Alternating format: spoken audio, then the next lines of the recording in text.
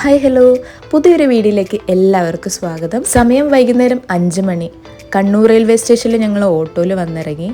Kannur to Manali യാത്ര ഇവിടെ വെച്ച് സ്റ്റാർട്ട് ചെയ്യാണ് കേട്ടോ. 5:55 കണ്ണൂർ റെയിൽവേ സ്റ്റേഷനിലേക്ക് എത്തുന്ന സമ്പർക്ക് ക്രാന്തി എക്സ്പ്രസ് ആണ് കേട്ടോ ബുക്ക് ചെയ്തേക്കുന്നത്. 3rd AC എക്കണോമിയാണ് ഞങ്ങൾ റിസർവ് ചെയ്തിട്ടുണ്ടായിരുന്നത്. പെർ ഹെഡ് വന്നിട്ട് ഒരു 2180 റുപ്പീസ് ആയിരുന്നു. ഈ മാർച്ചിലേക്കുള്ള യാത്ര ഞങ്ങൾ 2025 ജനുവരിയിലേ ബുക്ക് ചെയ്തിട്ടുണ്ടായിരുന്നു. യാത്ര പ്ലാൻ ചെയ്യണ സമയത്ത് തന്നെ ഒരുപാട് യൂട്യൂബ് വീഡിയോസും മറ്റ് റെഫറൻസൊക്കെ ഞാൻ കണ്ടതിൽ വെച്ചിട്ട് ഒരുപാട് പേര് റിവ്യൂ പറയണ കണ്ടിട്ടുണ്ടായിരുന്നു കേരള എക്സ്പ്രസ്സിൽ യാത്ര ചെയ്യണ കാര്യം.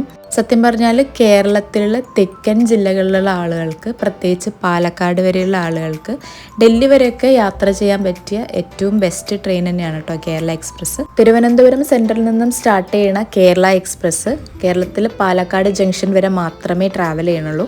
അതിനുശേഷം ടേൺ ചെയ്ത് കോയമ്പത്തൂർ സേലം വഴിയാണ് കേട്ടോ ഡൽഹി വരെ പോണത്. ഞങ്ങളെപ്പോലെ മലബാർ ഏരിയയിലുള്ള ആളുകൾക്ക് കേരള എക്സ്പ്രസ് യൂസ് ചെയ്യാൻ പറ്റില്ല എന്നുള്ളതാണ് വാസ്തവം. അതുകൊണ്ട് തന്നെ നമ്മൾ ഫസ്റ്റ് പ്രയോറിറ്റി കൊടുത്തേക്കുന്നത് സമ്പർക്ക് ക്രാന്തി എക്സ്പ്രസ്സിന് തന്നെയാണ് മറ്റുള്ള ട്രെയിനായിട്ട് കമ്പയർ ചെയ്യുമ്പോൾ. പിന്നെ നീറ്റ് വൈസ് പറയുകയാണെങ്കിൽ അത്യാവശ്യം നല്ല നീറ്റായിട്ടുള്ള കോച്ച് തന്നെയായിരുന്നു നമുക്ക് കിട്ടിയിരുന്നത്. 3rd AC എക്കണോമി ആണെങ്കിലും 3rd AC ആണെങ്കിലും ഓൾമോസ്റ്റ് ടോയ്ലറ്റും കാര്യങ്ങളൊക്കെ സിമിലർ ആണ്. ആകെയുള്ള വ്യത്യാസം വരുന്നത് ബർത്തിൽ മാത്രമാണ്.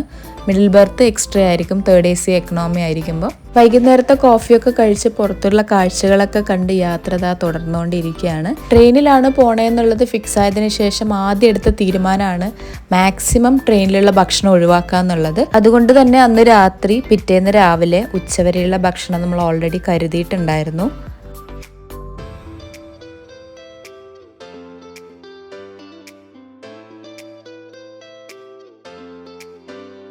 നെക്സ്റ്റ് ഡേ മോർണിംഗിൽ തന്നെ മഹാരാഷ്ട്രയിലെ റോഹ എന്ന് പറയുന്ന ഒരു സ്റ്റേഷനിലാണ് ട്രെയിൻ ഒരു ഏകദേശം 20-25 മിനിറ്റോളം സ്റ്റോപ്പ് ചെയ്തിട്ടുണ്ടായിരുന്നത്. രാവിലെ ഒന്ന് ഫ്രഷപ്പ് ആകാനും ബ്രേക്ക്ഫാസ്റ്റും ടീ കോഫിയൊക്കെ കഴിക്കാൻ വേണ്ടിയിട്ട് ഇവിടെ കുറച്ച് നേരം ട്രെയിൻ സ്റ്റോപ്പ് ചെയ്തിട്ടുണ്ടായിരുന്നു.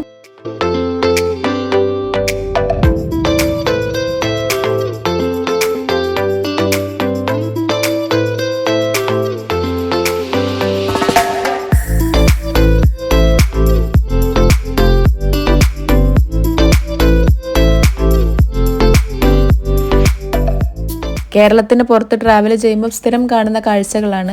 എങ്കിൽ പോലും എന്തെങ്കിലും ഒരു വിലക്കുറവ് കിട്ടിയാലോ എന്ന് വിചാരിച്ചിട്ടാണ് മടിയിൽ വയ്ക്കാൻ സമ്മതിച്ചത്. ഓരോ ബോക്സിനും 100-200 വരെ അവർ റേറ്റ് പറയുന്നുണ്ടായിരുന്നു.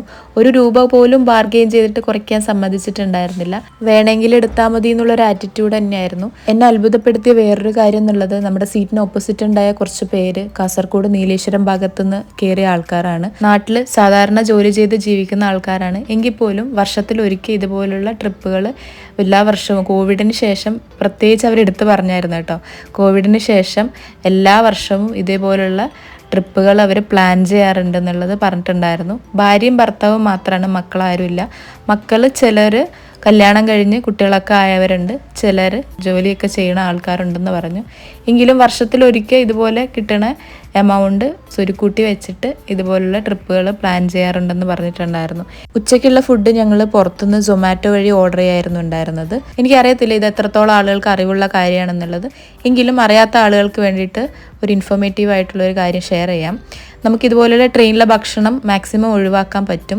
സൊമാറ്റോ അല്ലെങ്കിൽ സ്വിഗ്ഗി വഴി നമുക്ക് ബെസ്റ്റ് റേറ്റഡ് ആയിട്ടുള്ള ഹോട്ടൽസ്, അതായത് നമ്മളിപ്പോൾ ട്രെയിനിൽ ട്രാവൽ ചെയ്തുകൊണ്ടിരിക്കുകയാണെന്നുണ്ടെങ്കിൽ നെക്സ്റ്റ് സ്റ്റേഷൻ ഏതാണോ ആ സ്റ്റേഷന് തൊട്ടടുത്തുള്ള ബെസ്റ്റ് റേറ്റഡ് ആയിട്ടുള്ള റെസ്റ്റോറൻറ്റ്സിൽ നിന്നും നോൺ വെജ് അല്ലെങ്കിൽ വെജ് ഫുഡ് നമുക്ക് ഓർഡർ ചെയ്യാം. കൃത്യമായി ആ ലൊക്കേഷനിൽ എത്തുന്ന സമയത്ത് നമ്മൾ ഓർഡർ ചെയ്ത ഫുഡ് ഡെലിവറി ബോയ് അവിടെ എത്തിച്ചു തരുന്നതായിരിക്കും. മെയിൻലി ഇത് പറയാനുള്ള റീസൺ വേറൊന്നും കൊണ്ടല്ല, ഞങ്ങളുടെ കൂടെ ഉണ്ടായിരുന്ന ആളുകൾ ഉച്ചക്കേക്കുള്ള ഫുഡ് ട്രെയിനിൽ നിന്നായിരുന്നു ഓർഡർ ചെയ്ത് കഴിച്ചിട്ടുണ്ടായിരുന്നത്. നല്ല രീതിയിൽ കഴിക്കാൻ പറ്റിയില്ല, വേസ്റ്റ് ചെയ്യേണ്ടി വന്നു എന്നുള്ളത് അവർ പറഞ്ഞപ്പോഴാണ് മനസ്സിലായത്. സോ ആർക്കും ഇതുപോലുള്ളൊരു വേസ്റ്റ് എക്സ്പീരിയൻസ് ഇല്ലാണ്ടിരിക്കട്ടെ, ഇങ്ങനൊരു ഓപ്ഷൻ ഉള്ള സ്ഥിതിക്ക് മാക്സിമം അത് യൂട്ടിലൈസ് ചെയ്യുക എന്നുള്ളതാണ്. വൈകുന്നേരത്തെ കോഫിയും കഴിച്ചതാ നമ്മൾ യാത്ര തുടർന്നുകൊണ്ടിരിക്കുകയാണ്.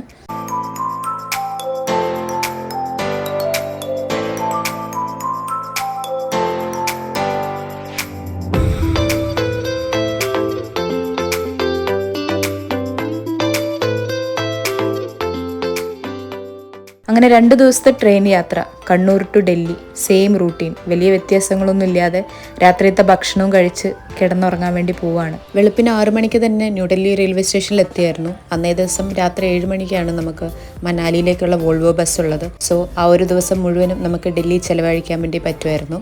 റിസർവേഷൻ ചെയ്തിട്ടുള്ള ആളുകൾക്ക് ഫ്രീ ഓഫ് കോസ്റ്റിൽ ലോഞ്ച് അവൈലബിൾ ആണ്.